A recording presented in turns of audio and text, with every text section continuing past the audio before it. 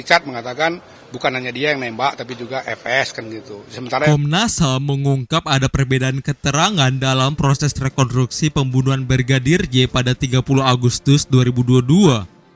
Ketua Komnas HAM mengatakan, menurut Baradae, Ferdi Sambo ikut menembak Brigadir J, namun Sambo mengaku hanya menyuruh Baradae menembak di rumah dinas Duren 3. Itu kan Pak Anam bilang ada beda pandangan antara satu tersangka dengan tersangka lain. Ya, Itu di kejadian mana atau TKP mana? yang pas penembakan.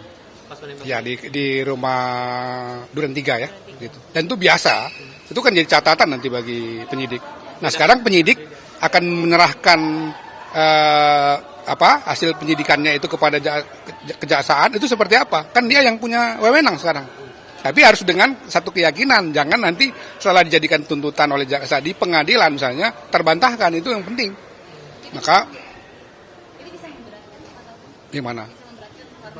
Oh iya, kan tadi kan misalnya Richard mengatakan bukan hanya dia yang nembak tapi juga FS kan gitu. Sementara yang satunya lagi enggak, saya cuma menyuruh dia. Itu kan perbedaan yang cukup substantif ya. Ya silakan masing-masing pihak berbeda, itu kan hak mereka dalam rekonstruksi. Nanti di pengadilan juga mereka juga punya hak untuk membantah misalnya kan, membuat keterangan yang lain. Tapi kan hakim akan memutuskan berdasarkan tuntutan yang dibuat oleh jaksa. Dari mana tuntutan oleh jaksa itu? Dari penyidikan polisi.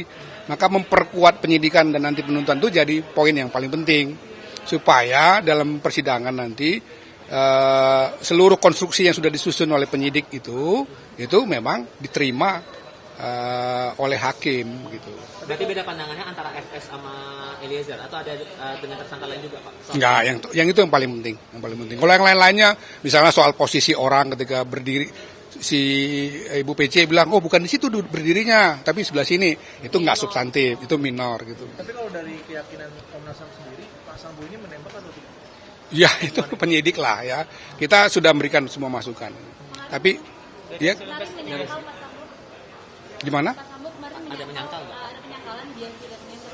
Iya, ya itu makanya itu hak dia ya, kita harus hormati. Nanti yang penting di penuntutan jaksa dengan semua bahan-bahan dari penyidik itu memang memiliki bukti kuat kan gitu. Itu aja. Kan ada juga scene Kuat Ma'ruf mengembalikan pisau tuh Pak, itu pisau terkait dengan peristiwa apa? Waktu peristiwa di Magelang. Dia marah katanya setelah dia mengetahui ada peristiwa yang tidak senonoh itu kan gitu, dia marah. Itu sebetulnya lebih nanti lari ke motif lah itu. Nggak terlalu signifikan juga, yang paling signifikan kan pada hari kejadian siapa yang merencanakan, kalau memang 340 pasal yang digunakan, siapa yang mengeksekusi kan gitu. Sekarang selisihnya kan masalah cuma yang satu mengakui 2 orang, satu lagi mengakui hanya 1 orang kan begitu. Berarti ada niatan untuk menghabisi menggunakan senjata tajam itu tadi di Magelang gitu Pak? Oh nggak terlalu lah, dia cuma hanya marah, mengancam aja. Ada perintah untuk menyiapkan senjata? Enggak. Itu memang pisau yang tergeletak di situ.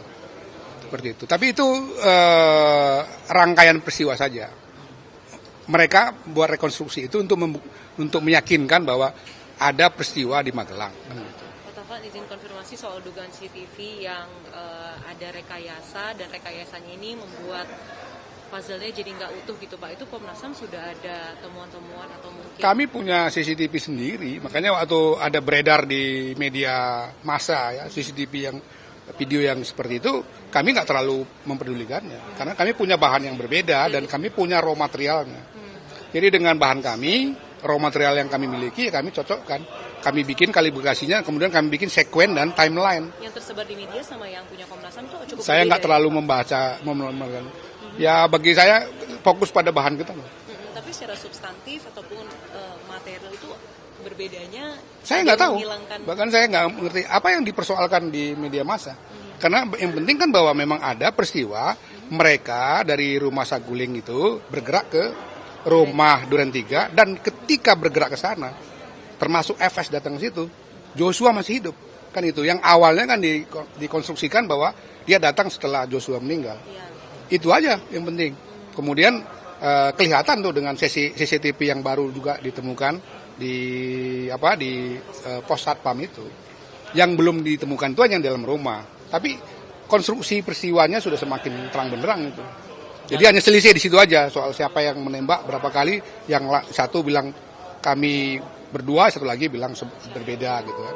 I'm grateful, oh yeah, able, oh yeah, I'm stable, oh yeah, no label, oh yeah, you know me, I have only a path, I'm lonely, but damn, I'm going to win, yeah.